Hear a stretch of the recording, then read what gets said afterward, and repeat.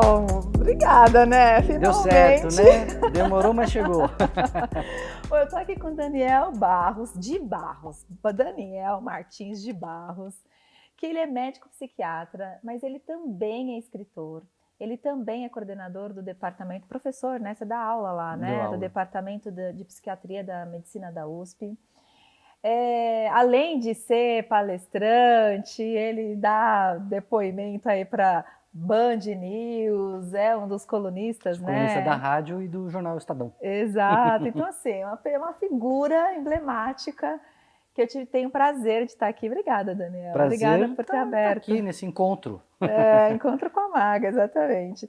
E, gente, ele acabou de lançar um livro chamado Rir é Preciso. É esse livro aqui, eu acho que, sei lá, 19º, talvez, sei lá. E a gente tem a expectativa de falar um pouquinho sobre o riso, né? Sobre como que isso se dá no mundo corporativo, para esse público de gestores, de líderes, você que está nos acompanhando, que muitas vezes acaba numa situação complicada, né? Dentro do mundo corporativo, das organizações. Mas você sendo médico, psiquiatra, rir é preciso? Rir é fundamental, rir é essencial, rir é humanidade, né? O riso, ele tá, assim, em todos os lugares que tiver gente, tem riso. E é engraçado, Maga, porque a gente tende a achar, dá para entender, né, que o riso não é sério. Ok, não é sério, você tá rindo, você não tá sério, isso é verdade. Mas, por não ser sério, a gente acha que não é importante, que não é relevante, ou mais, que não cabe, por exemplo, no mundo corporativo, né? Aqui nós somos sérios, nossa empresa é séria. Bom, uma coisa é ser séria no sentido de entrega, de responsabilidade, de competência, de respeito ao funcionário. Outra coisa é ser chata, sisuda, mal-humorada, ranzinza, né? E isso é ruim. E isso o riso vem para combater, né? E a gente ter uma cultura que permita, fomente, tolere, aceite o riso, aceite o bom humor, aceite a leveza, faz muita diferença, faz muito bem para nós, na nossa vida pessoal, familiar e também no mundo corporativo, não tenho dúvida nenhuma. E por que você decidiu escrever sobre isso? Por que você decidiu se debruçar sobre essa temática? Sabe que uma vez eu estava na faculdade e encontrei as coisas da escola, do primeiro grau, assim, né? Até a 8ª série, na época era a 8ª série, né? Era a 8ª série, O atual da 5ª, 9º ano. 8ª. O atual 9º ano. Essa história nem está no livro, essa história é a primeira vez que eu conto. Olha! E eu encontrei numa agenda da 8ª série, né, do atual 9º ano, um recorte que eu tinha visto em algum lugar, algum jornal, recortei e guardei na agenda. Tinha coisa de guardar na agenda, né, as coisas importantes. E era um recorte falando sobre o riso. Era um estudo contando ali como o riso fazia bem e como tinha alguma curiosidade científica sobre o riso ali que eu não lembro exatamente qual é. Não guardei o recorte depois disso. Mas eu estou lembrando dessa história porque eu acho que o interesse e a curiosidade científica sempre fizeram parte de mim, assim, desde muito cedo. Eu gostava de ciências, gostava de séries sobre ciências, gostava de falar sobre isso, né, e de ler, assistir. E gostava desse tema particularmente do humor. Né? De alguma maneira eu gostava de rir, gostava de fazer rir, sempre gostei de fazer piada e tal. Então foram temas paralelos que foram me acompanhando. E ao longo da minha atuação pública, como colunista do Estadão, colunista na Band, no programa Bem-Estar que tinha, na Rede Globo, também o programa de saúde que eu fazia parte, eu fui tratando desse tema esporadicamente. Então a gente fez um programa do Bem-Estar sobre o riso, sempre que saía alguma notícia de polêmica envolvendo o comediante, eu fazia ali um artigo refletindo sobre a situação. Então eu fui juntando reflexão, juntando material e comprando muito livro, tendo muito material, acesso a muito material sobre o tema. Aí quando a gente estava decidindo sobre o que escrever, né, com essa estante, eu já tinha lançado 2 livros com eles. O livro anterior com eles, Ao Rir é Preciso, chama O Lado Bom do Lado Ruim, que é um livro que fala sobre emoções negativas. Por que a gente tem emoções negativas? Por que elas são importantes? E por que a gente não vai se livrar delas? Ainda bem, né? Não vai. Senão a gente deixa de ser humano. Desculpa ser eu da notícia, mas essa coisa de vença a tristeza, não vai acontecer. A tristeza vai estar sempre lá. Só que aí depois desse livro, que ele acabou, por coincidência, sendo lançado antes da pandemia, assim, em março de 2020, a gente começou a pensar uma coisa para o pós-pandemia, né? Para o e agora? Como que a gente se reconstrói? Como que a gente se reergue? Como que a gente lida com as nossas emoções? E aí eu falei, puxa, acho que está na hora de eu tirar aquele pó daqueles livros lá, todos empilhados sobre o riso, estudar para valer o tema e juntar tudo que eu já escrevi num compiladão, né? E aí saiu, depois de um ano de estudo, 6 meses de escrita e mais 3 meses de revisão. O rir é preciso. Daniel, você sabe que você falou uma coisa meio interessante, né? Que você falou assim, o que a gente pode fazer para a gente se reinventar após pandemia, né? E eu sei que tem muitas empresas que estão voltando, muitas já voltaram, estão no presencial, tem algumas que ainda estão lutando ali entre o híbrido, né? Presencial e o virtual e tal. O riso poderia ser um bom indicador para esse líder que nos assiste, assim, pô, quanto que a minha equipe está rindo, quanto que tem essa leveza no ar para a gente poder rir dos problemas, ou rir das dificuldades, ou até mesmo rir de algo bom que está acontecendo aqui, poderia ser um bom indicador? Mas isso, assim, não tem a menor dúvida, né? Mesmo, vamos pensar no dia a dia, vamos pensar na vida comum, né? Cotidiana. Você entra no ambiente, você sente qual é o clima. Né? Você entra naquela sala, você fala, o que aconteceu? Tá carregado, né? O clima aqui, a gente fala, o clima tá tenso. Alguma coisa aconteceu aqui. Ou você entra, você percebe a leveza. É o etéreo, né? Essa coisa etérea que fica no ar. Tem uma coisa no clima, né? Então, sem dúvida nenhuma, estar atento a isso para um líder é muito legal, porque isso pode ser um termômetro de como você está, como que está ali o clima, né? Mas também pode ser não só um termômetro, pode ser um termostato. Você pode usar isso para ajustar a sua equipe. Porque o riso, ele tem uma coisa que é fantástica, que ele une o grupo. Quando você ri, quando a gente ri junto, a gente fala alguma coisa, a gente dá risada, quando a gente ri junto com quem nos está assistindo, né? A gente dá risada e a pessoa deu risada lá, na hora se forma um vínculo, na hora cria-se um laço de cumplicidade, porque eu sei o que você quis dizer, você sabe que eu sei que você sabe, e então o grupo se une naquele momento. É uma conversa diferente, né? Porque estabelece uma conexão. O riso conecta. Tanto que uma coisa muito interessante é quando você entra num grupo, quando você está num grupo, e aí alguém fala alguma coisa, todo mundo ri e você não entende. Qual é a sensação de exclusão gigantesca ali, né? Opa, peraí, perdi a piada, não, né? eu não faço parte desse grupo, né? Essa sensação de exclusão é justamente mostra como aquele grupo ali ficou coeso. Então você estimular no seu grupo essa leveza, a possibilidade de uma brincadeira, o rir de si mesmo, o rir dos nossos erros, o rir junto, é uma forma de você melhorar a conexão do seu grupo. Então não só o riso reflete a conexão que eles têm ou que eles não têm, né, que o grupo está tendo ou não, mas como ele pode ser uma ferramenta de criar esse vínculo, né? Uma ferramenta de criação dessas conexões e de estabelecimento desses vínculos. Olha que interessante, né?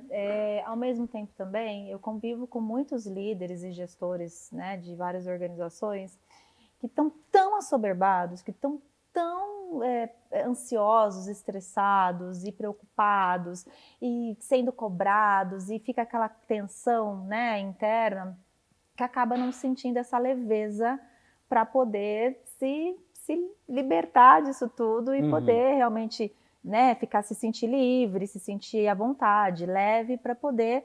O riso é essa expressão leve, é essa expressão genuína desse lugar mais descontraído, menos tensionado? Acho que a palavra que você usou é perfeita, Magali. Uma sinalização de um lugar mais descontraído, menos contraído, menos tenso. Né? E aqui tem algumas coisas que é interessante a gente pensar sobre os líderes, né? Porque o que é o riso? Depois a gente chega no líder. O riso é um sinal externo e coletivo de que está tudo bem. É muito interessante você pensar assim, quando você vê uma pessoa tomando um tombo, e aí tem um segundo de apreensão, ali um segundo de suspensão do julgamento.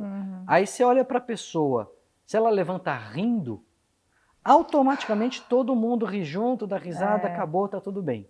Se ela levanta a sério, fala, opa, alguma coisa aconteceu. Tive um professor uma vez que ele estava dizendo que ele ia explicar linhas paralelas. Aí ele pegou 2 rodos, né? Porque a classe era grande, ele queria, né, mostrar ali o cabo do rodo. Aí ele foi desconectar o cabo do rodo, ele puxou e deu na boca dele, assim, o cabo do rodo. Aí ele assustou e olhou para a classe, aí ele falou, meu, não tinha ninguém rindo. Aí eu vi que o negócio era sério. Tava todo mundo de olho arregalado e de fato ele tinha cortado a boca, teve que ir pro hospital e tal. Mas olha o parâmetro que ele teve. Ele tomou assim, ele olhou já meio assim, né? Ah, o que aconteceu? Todo mundo sério. Ele falou, puxa, Tem algo não é errado, brincadeira, né? alguma coisa errada aconteceu. Se as pessoas estão rindo, isso descontrai mesmo o ambiente. E isso provavelmente vem já do reino animal mesmo. Né? É uma expressão involuntária, uma forma de comunicação que foi se desenvolvendo para modular o nosso ambiente. Porque tem o chamado de alerta. Atenção, perigo, todo mundo para o que está fazendo, né? Todos os macacos param o que estão fazendo, cadê a ameaça? Cadê o predador? Aí, puxa, era um alarme falso. Dá uma risada, o macaco tem ali um equivalente da risada, que não é exatamente a mesma coisa, mas um sinal de que está tudo bem, volta todo mundo a ficar bem. Né? Os animais, eles têm muito, já, principalmente os mamíferos, uma prática de brincar, sobretudo quando é filhote. E o que é a brincadeira? A brincadeira é uma simulação de um comportamento que vai ser depois importante para a sobrevivência. Então brinca de pegar, brinca de morder, brinca de fugir. E a gente, o ser humano também brinca, né? A gente simula o mundo real nas brincadeiras. E como os animais sinalizam que eles não estão sendo agressivos? Com expressões equivalentes ao riso. Né? Então, essa expressão é de descontração. Gente, está tudo bem. Podemos relaxar. Pô, tem meta, tem cliente no pé, tem fornecedor dando problema, mas está tudo certo. A gente vai seguir em frente. E por que isso é importante para um líder? Né? Agora chegando no líder.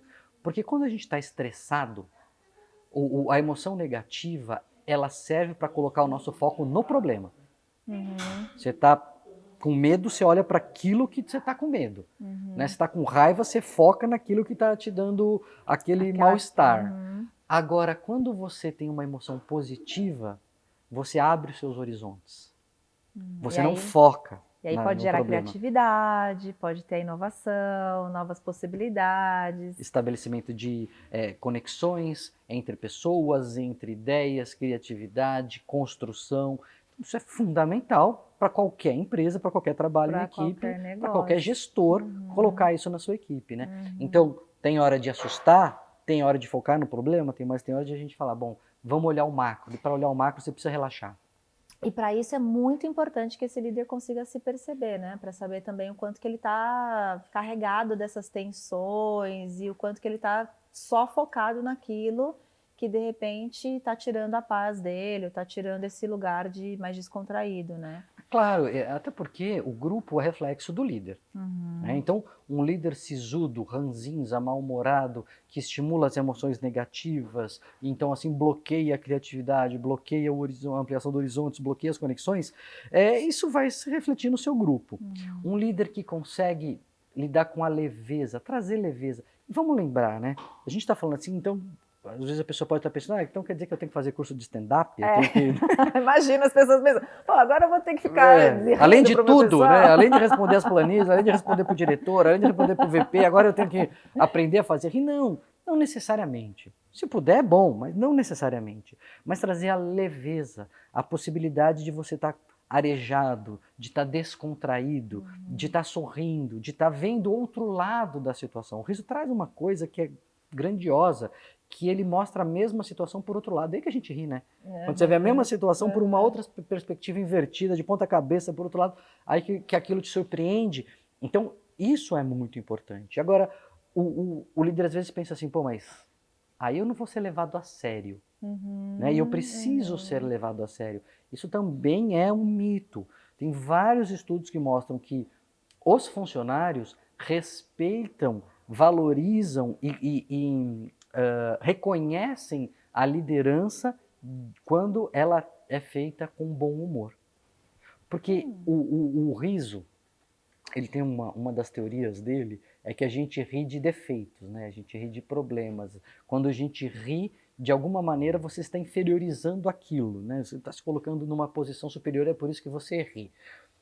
Não é exatamente nenhuma teoria da conta do riso como um todo, mas tem esse aspecto, né? Sim, Numa videocassetada, sim. nos Três Patetas, ali num Chaves, você vê um pouco disso, né? O rir dessa inferioridade, né? Ou Dessa dessa inadequação, inadequação. né? Aham. Aliás, a figura do palhaço, né? É o inadequado. Ele pega toda a inadequação do ser humano e Escracha, né? né? Aumenta ali, né? Amplia como uma caricatura. Mas quando a gente ri, então, da gente mesmo, você, de alguma maneira, desce um degrau, você se humaniza. O líder que ri de si mesmo é um líder que se aproxima, ele é visto como mais humano. Ele não tem aquela imagem do perfeccionismo, da infalibilidade, que muitas vezes o líder tenta passar e que é ridícula. É ridícula, porque não é Que verdade. é máquina, né? Que é Todo fake. mundo sabe que é fake. Não é possível, ninguém é infalível, ninguém é sempre certo, ninguém não tem erros. Então, o erro está lá, vai aparecer, de um jeito ou de outro. Se você lida com o erro, ou com a falha, ou com a inadequação, rindo disso mesmo, você fala, gente, olha, tá tudo bem. Não tem problema acontecer isso, porque isso é ser humano. O líder, ele se humaniza diante do seu liderado. Você sabe que me fez lembrar uma pesquisa de uns pesquisadores de Oxford que escreveram um livro e eles falaram nesse livro o seguinte, que a principal ferramenta do líder é a sua própria humanidade.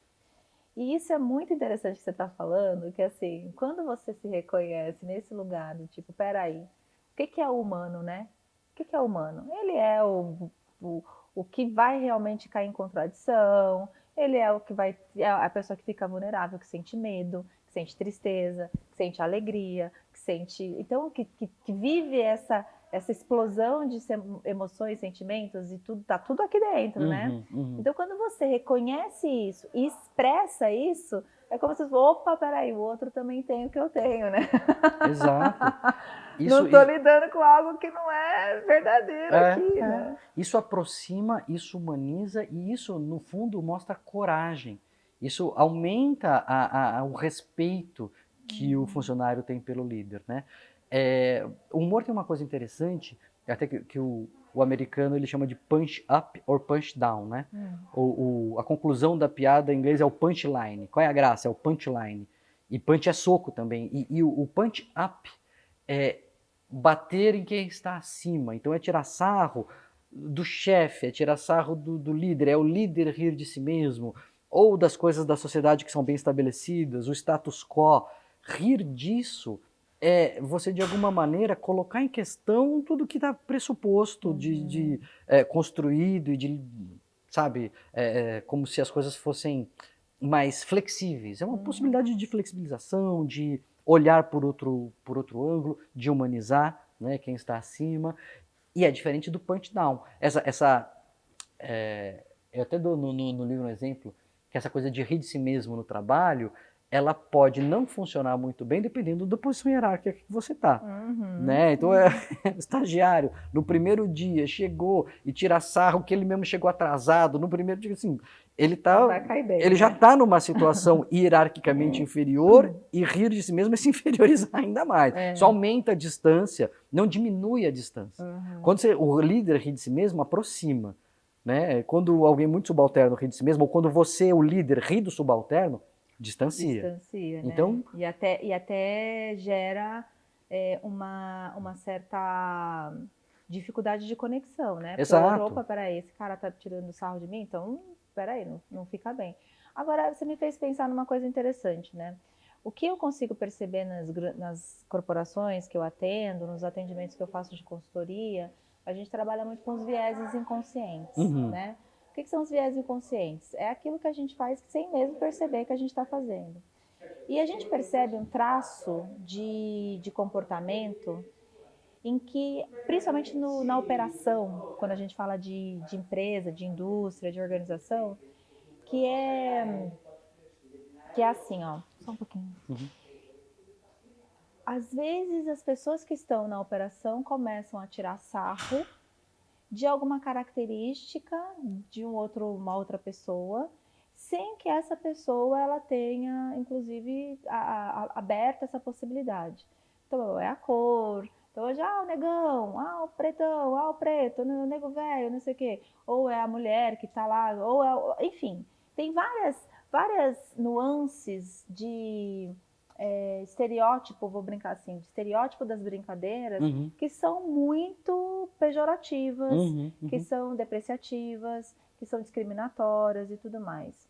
Como é que associação você faria com essa coisa da cultura do riso, que é essa cultura enviesada, muitas vezes machista Uhum. ou até mesmo preconceituosa, com uma cultura saudável de um riso dentro de um grupo de pessoas de uma organização, por exemplo? É muito legal isso, Uma pergunta porque... enorme, né? Mas Não, assim. mas ela conversa com aquilo que a gente estava falando, né? Do punch up, do punch down, assim, de você rir, tirar sarro de quem está acima ou tirar sarro de quem está Sim. abaixo, Uhum.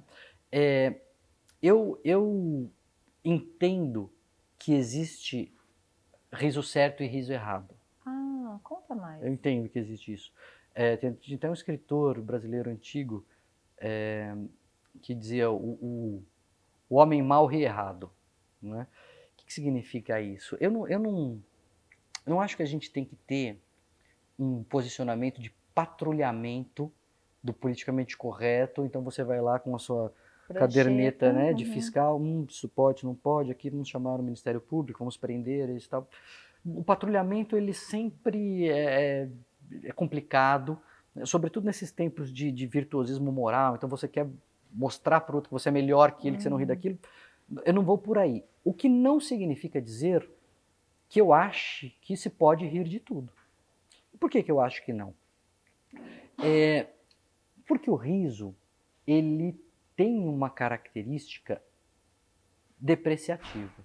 O riso, ele tem a ver com o defeito, ele tem a ver com o erro, ele tem a ver com a inadequação, que a gente estava até aqui falando, não, mas isso é bom, tudo bem. Aliás, nós somos humanos, a gente erra, rir disso é muito positivo, etc. Sim, mas quando você começa a apontar o outro e localizar no outro erro, ele é inadequado, a sua cor é inadequada, a sua raça é inadequada, a sua orientação sexual é inadequada, enfim, você está excluindo. E o riso, ele tem esse poder de conexão tão grande, tão forte, que quando um grupo ri às custas de outro, você está gerando dor naquela pessoa. Dor literal, dor física. A exclusão, tem estudos de ressonância magnética mostrando que a exclusão leva a resposta de dor no cérebro, como tomar uma martelada no dedo. Olha só. Então, assim, você quer fazer? Você quer sair martelando o dedo dos outros? Ok, assim, eu Martela, né? entendi, Mas eu entendi, veja. mas assim, não me parece que é o bom uso do martelo, não me Uhum. parece que é o bom uso do riso. Essa possibilidade de conectar é para incluir, é para fazer do mundo um lugar melhor, e não fazer do mundo um lugar pior. E isso tem reflexões, quer dizer, isso tem reflexos, isso tem consequências na vida real, na prática. O que eu quero dizer com isso? Ninguém, ou é muito improvável, que alguém se torne racista por ouvir uma piada tirando sarro de preto. Né? Nossa, que engraçado, é mesmo, né? Também vou tratar mal o preto, porque... Não é assim que funciona. O que acontece é que o riso, vamos lembrar que a gente estava falando desde o começo, ele vai dizer o quê? Que tá tudo bem. O riso é de descontração, é não tem problema, esse problema aconteceu, mas tá tudo bem, não é sério. Quando você faz uma piada racista e você estimula as pessoas a rirem daquela situação, você está dizendo o quê? Racismo tá tudo bem. Tá tudo bem, tá Não tudo é sério. certo. E o que acontece na vida real, na prática? Isso tem um monte de estudo, eu cito vários no livro, dou vários exemplos. Quem não é racista continua não sendo racista. Mas as pessoas que já têm uma tendência a xenofobia, a racismo, enfim, misoginia, qualquer preconceito, num ambiente em que aquele tipo de humor é disseminado, ela atua mais em função do seu próprio preconceito. É como se o humor dissesse, você que não gosta de mulher, você acha que mulher é inferior, tá tudo bem achar. Continua assim, Né? Porque tá tudo bem, estamos rindo disso.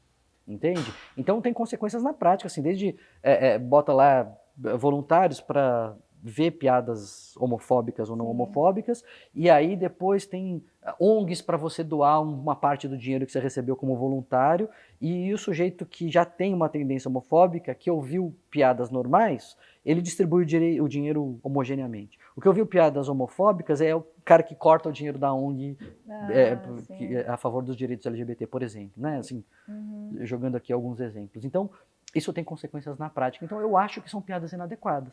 Eu acho que são piadas erradas. Vou sair patrulhando, vou sair apontando o dedo, vou sair chamando a polícia, não é por aí. Mas vou sair disseminando informação como eu estou fazendo aqui, que tem coisa que eu acho que pode rir, tem coisa que eu acho que não pode rir.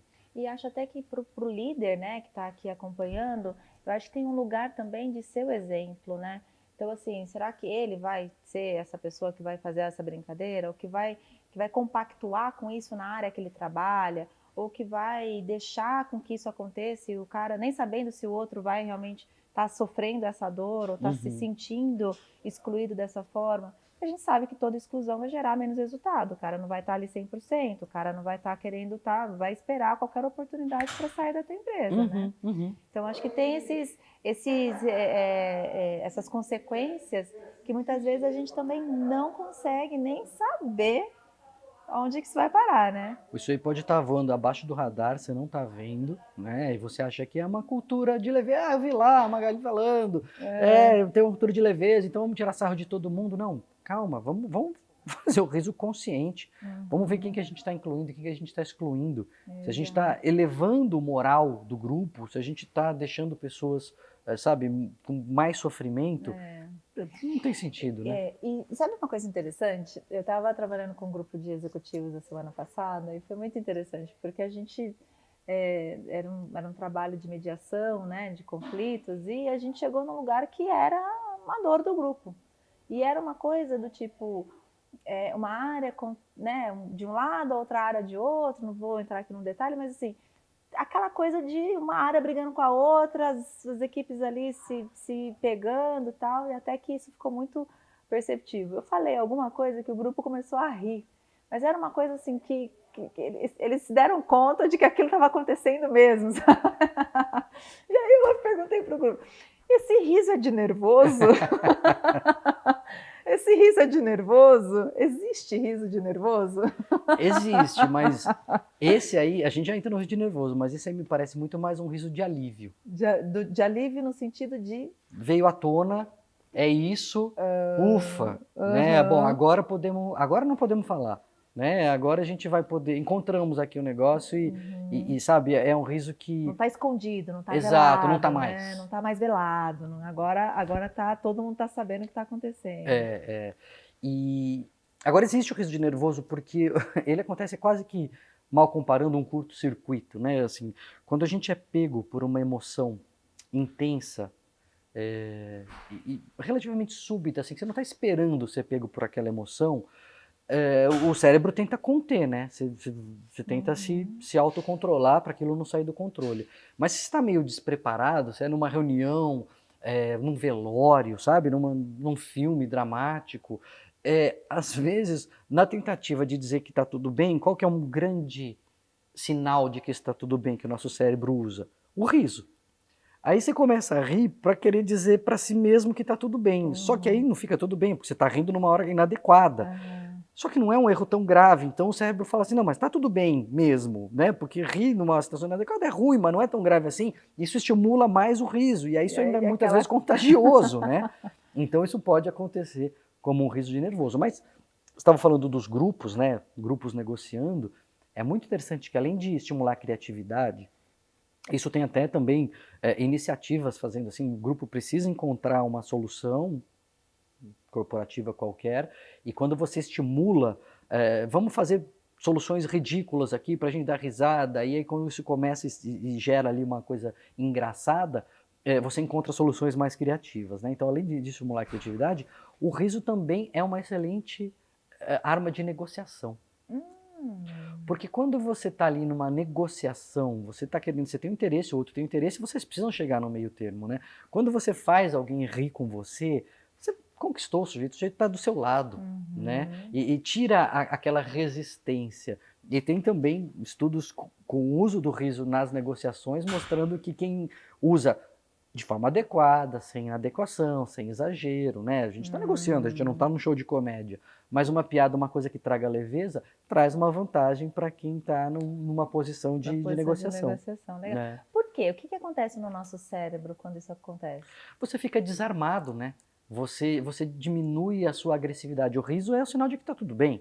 Tem um capítulo que eu escrevi que eu acho assim, assustador, a história do sujeito, que ele morava no Iraque e ele foi pego nessas coisas assim aleatórias por terroristas lá, guerrilheiros, torturado, interrogado, confundiram ele com alguém e ele começou a tirar sarro, fazer piada com os guerrilheiros, né? E ele fazia as piadas, ele era árabe, fazia as piadas em árabe com os caras, ele falou assim, não coloca a garrafa na minha bunda, não, tudo menos enfiar a garrafa na minha bunda. Aí os caras davam risada e tal, não sei o quê.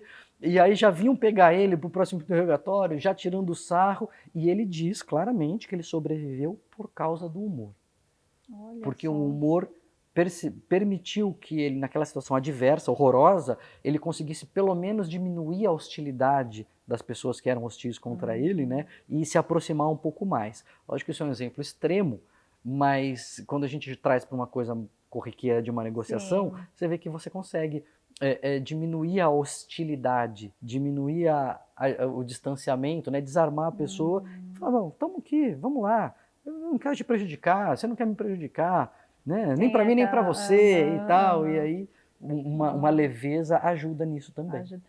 Eu trabalho muito com mediação de conflitos, né? E eu percebo que os grupos que trazem essa leveza, que têm um pouco mais de possibilidade do riso, ou que recebem melhor isso, são os grupos que conseguem chegar em soluções mais criativas, assim, né? Sem dúvida. Porque é isso, sai dessa coisa sisuda, dessa coisa do tipo, a gente tem que chegar num acordo e esse acordo precisa ser bom para mim e para você.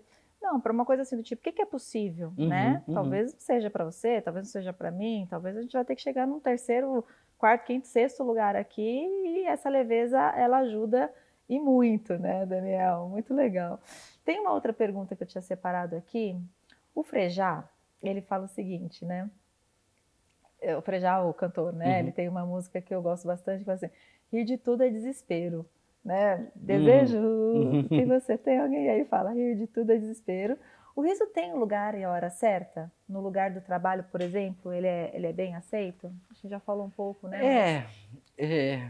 Rir de tudo é desespero mesmo, né? Porque assim, se você tem que estar o tempo todo se convencendo que está tudo bem, é porque não está tudo bem.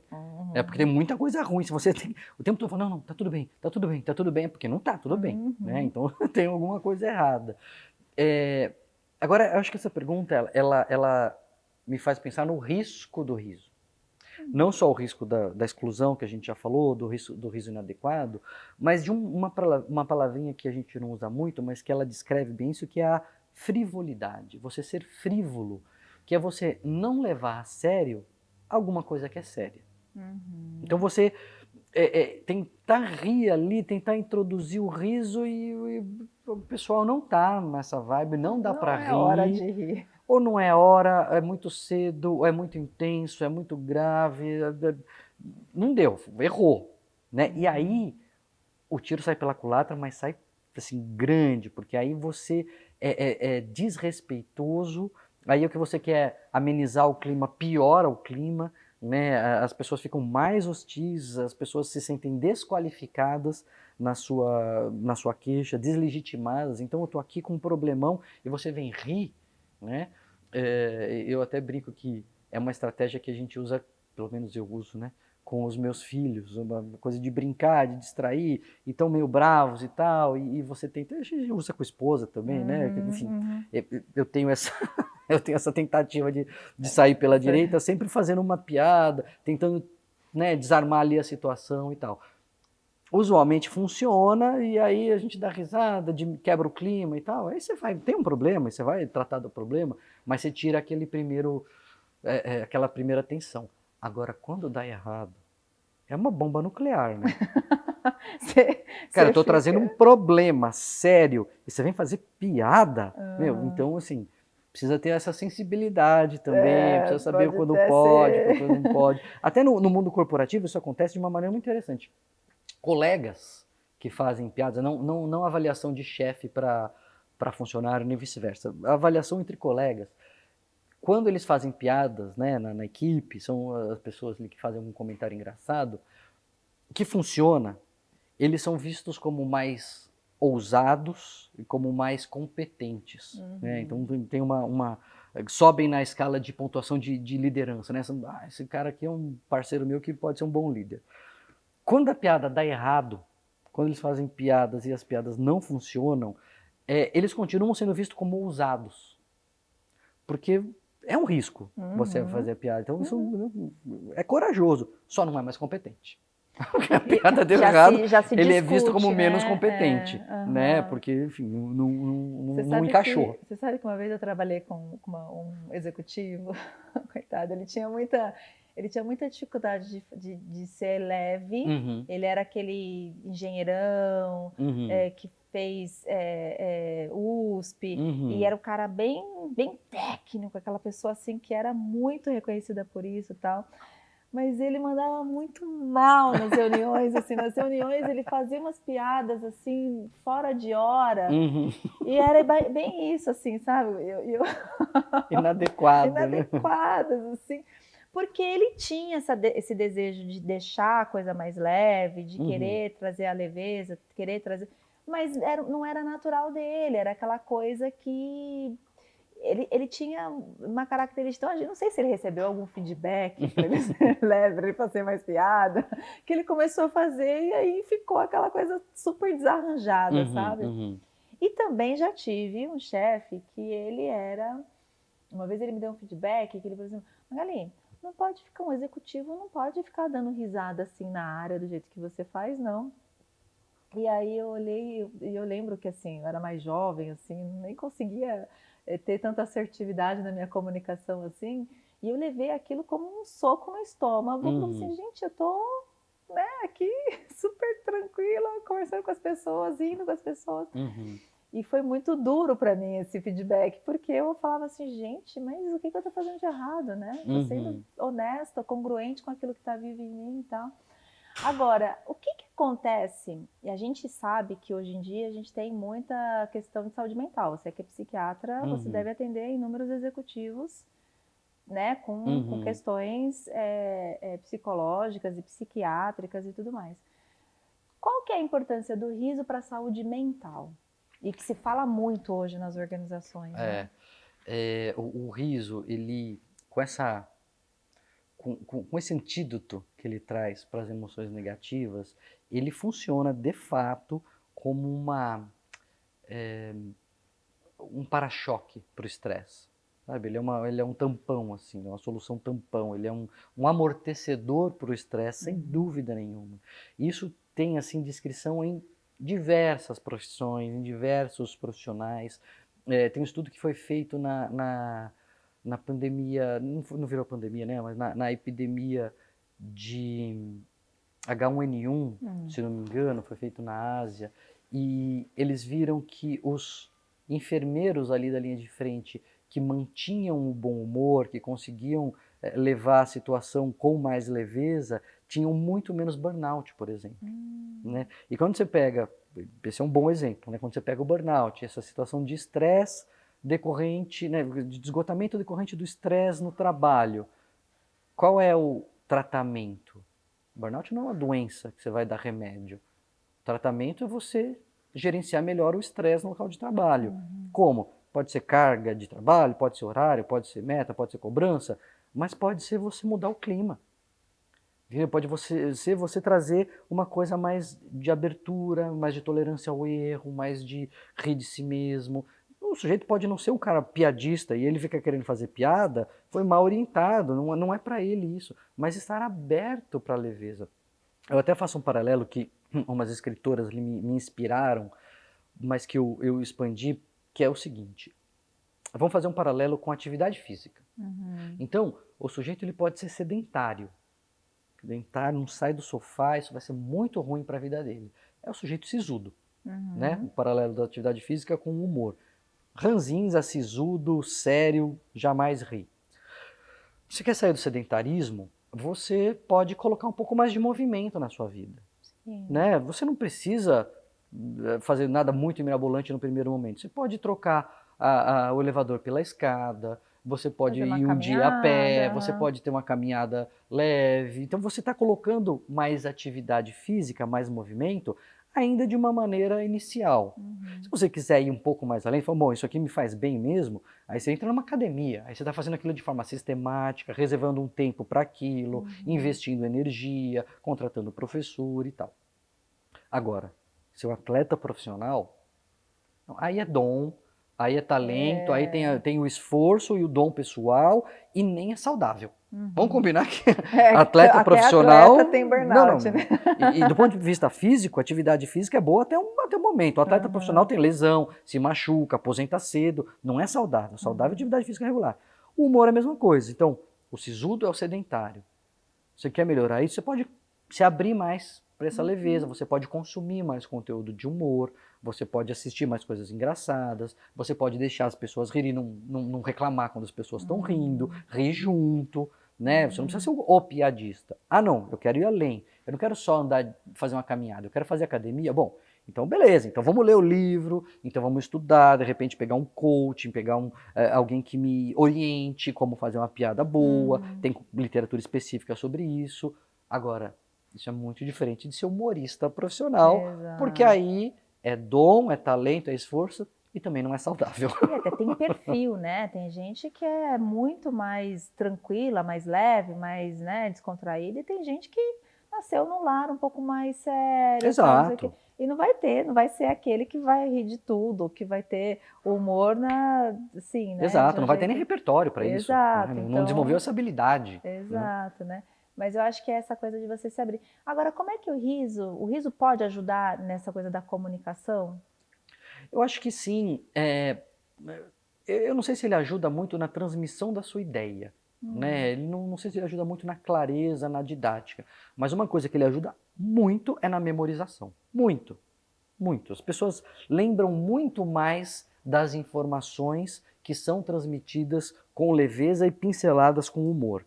Né? Assim, quando você faz comparações em turmas com um professor que faz piada ou professor que não faz piada, as notas da turma do professor que faz piada são melhores. Né? Aham. Quando você faz uma palestra, uma vez eu encontrei, muitos anos depois de uma palestra, eu faço bastante palestras também, e muitos anos depois eu encontrei alguém que tinha visto uma de quando eu não tinha nem barba ainda, muito menos branca. Ela não lembrava muito do assunto, mas ela lembrava Lembrou das da piadas, piada. entendeu? Então, a memorização, porque a piada, ela capta a sua atenção na marra. Hum. Quando você ri, já era, você prestou atenção, você interpretou, você caiu a ficha, e isso tem uma descarga emocional. E a memória depende de emoção. Uhum. Você não Simples lembra o assim, que né? você jantou ontem, você lembra o que você jantou 3 meses atrás no jantar romântico. Uhum. Porque Quando tem tava. emoção, né? Você não lembra o caminho de casa, mas você lembra a freada que você deu quando você levou um susto, né? Uhum. Por quê? Memória depende de emoção. Quando você ri e você tem essa descarga de emoções positivas, pumba, memória carimbada ali como importante, como relevante. Então, você tem uma apresentação, você tem uma reunião de board para apresentar, você não precisa fazer daquilo um show de stand-up, não é Claro que isso. não, Mas é. bota uma tirinha do Gilbert no primeiro Uhum. PowerPoint ou no último PowerPoint, que a sua apresentação ganha muitos pontos no ranking de Uhum. qualidade, de memorização e de impacto no No grupo. que tá ali, né? E isso é uma coisa que me fez associar com a coisa do líder que quer influenciar, né? Ele que quer ser um líder que influencia, né? Esse líder que realmente gera essas emoções mais descontraídas, boas, essas emoções em que realmente cria essa conexão com algo bom, que vai ser lembrado como algo bom, algo feliz, algo que me gera essa descarga de emoções positivas, vai ser esse líder que vai ter mais influência sobre as pessoas que estão ali vinculadas a ele, né? Sem dúvida, o carisma, né, essa possibilidade de você influenciar, ela depende da conexão. Se você não influencia com pessoas com quem você não se conecta. E o riso com esse poder gigantesco que ele tem de estabelecer essa conexão, ele aumenta muito a chance de você influenciar. Eu sempre tento nas minhas palestras, sobretudo nas palestras corporativas, abrir com algum comentário engraçado. Sempre, sim, tento. Eventualmente não dá certo e é bastante frustrante, mas depois de muito tempo, né, com o cabelo embranquecendo, você vai aprendendo as piadas que funcionam e as que não funcionam. E como eu sou psiquiatra, fazer tirar sarro de mim mesmo como psiquiatra normalmente funciona, e quando a plateia inteira ri junto com você, acabou. Ali é A só, palestra já ganha, né? já tá ganho, ali é só não errar mais, assim, é só não pisar na bola, porque a palestra tá garantida, né? Mas dá pra gente reaprender a rir? Porque eu vejo, como eu falei, né? Às vezes a pessoa ela até é leve, descontraída, mas ela entra no mundo corporativo, entra naquela cultura mais fechada, mais sisuda, ou a tensão, a cobrança, aquela coisa toda acontece de um jeito tão que o cara deixa, a pessoa, a mulher deixa de rir. Principalmente mulher, acho que tem também esse mulher no mundo corporativo, tem um lugar, né? Se fica fazendo muita piadinha, ou se fica, né, se é muito leve, já não é. Então tem um lugar também, tem muitas mulheres que me acompanham aqui, que são líderes, que são gestoras. Mas dá pra gente reaprender a rir? Eu acho que a questão do gênero que você traz é muito interessante, né? Porque se a gente lembrar que o líder que ri, ele se aproxima, né? Então ele está numa posição superior e ele dá uma caidinha e se humaniza. A liderança da mulher é sempre tão questionada, é sempre tão vista como um senão, que ela fica muito temerosa de fazer esse movimento, porque ela já acha que ela já se fizer esse movimento não vão me levar a sério, né? Interessante a gente pensar nisso. Mas, de novo, eu acho que é sempre uma questão de dose, uma questão de sensibilidade, uma questão de ver o que cabe, o que não cabe, né? E é possível, na verdade a gente não desaprende a rir, a gente abre mão do riso acreditando que ele não cabe ali. Mas se a gente encontrar o tom, se a gente encontrar o jeito, se a gente estiver atento a isso, a primeira coisa, né?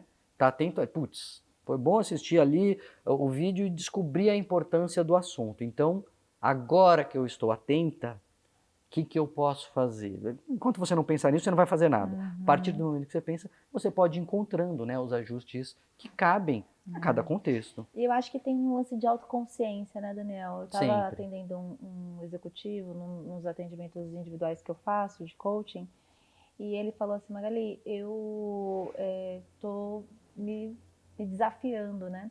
Você me conta mais, ele falou assim, fazia muito tempo que eu não tinha momentos de autoconexão comigo, que eu não parava para tomar um banho mais longo, que eu não parava para ouvir uma música.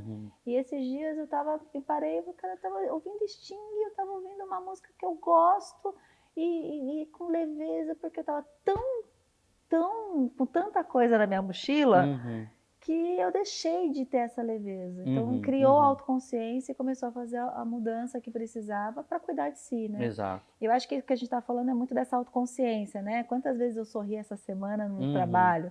Ah, é semana de fechamento, mas será que eu tive essa leveza? Estava descontraído? Estava carrancudo, pesada? Ou estava lá preocupada com as reuniões e não conseguia, chegava em casa, não conseguia nem relaxar, né? Eu também tenho, acho que, esse reflexo, né? Do quanto que eu tô relaxada para poder viver as coisas divertidas da vida, né? Ou não. Faz sentido isso para você? Sim, claro. E o quanto, às vezes, não é hora de rir. E tá tudo bem, eu vou passar uma semana inteira sem rir. Mas eu estou consciente disso. Não é que eu esqueci. Não, é que não era a hora. Tudo bem, é uma escolha. Depois a gente volta a rir. Mas é o que você falou, parte dessa consciência mesmo do olhar para cima. Que legal.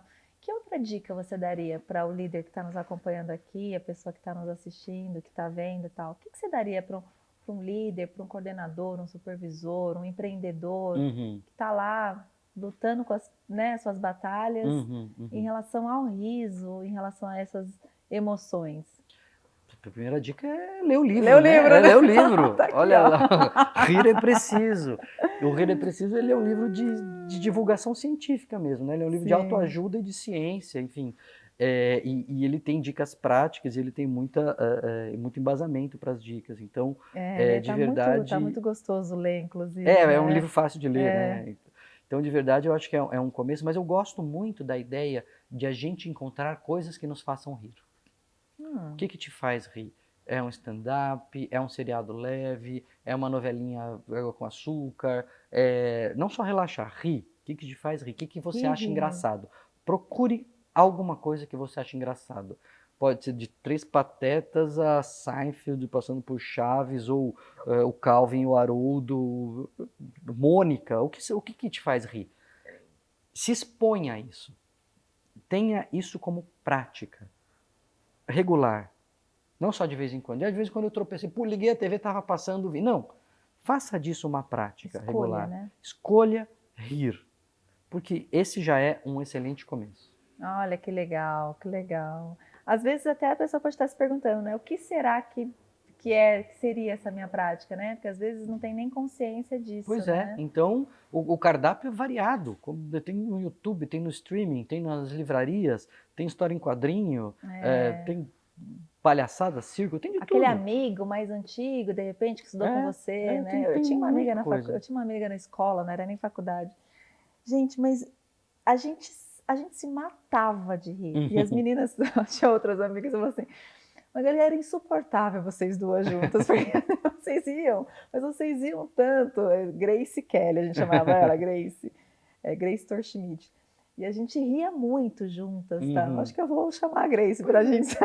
Eu posso falar, a última coisa que me fez chorar de rir, chorar de cair lágrimas, assim, de ter que pausar o vídeo para continuar, para respirar e continuar assistindo, é uma série do Netflix que chama O Mundo Segundo Philomena Kank.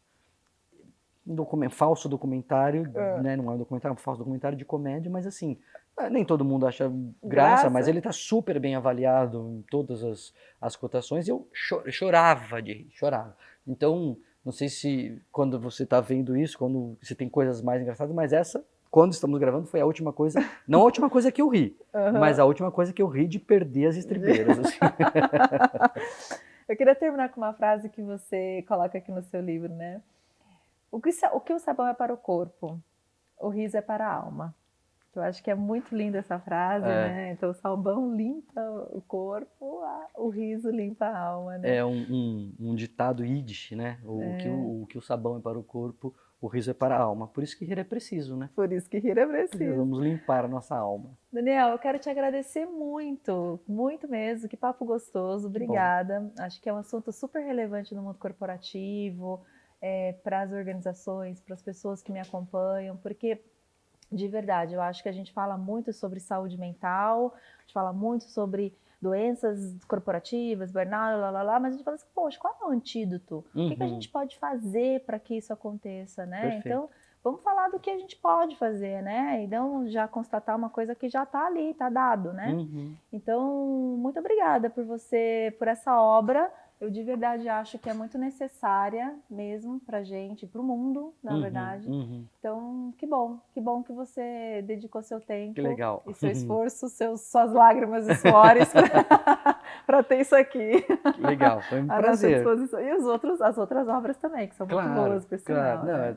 Cada filho se ama de um jeito, né? Cada filho se ama de um jeito. Exatamente. Mas esse mais novo, caçula, me deu muito trabalho e muita alegria também. Foi um prazer a nossa conversa. Que bom, eu que agradeço. Muito, muito. Obrigada.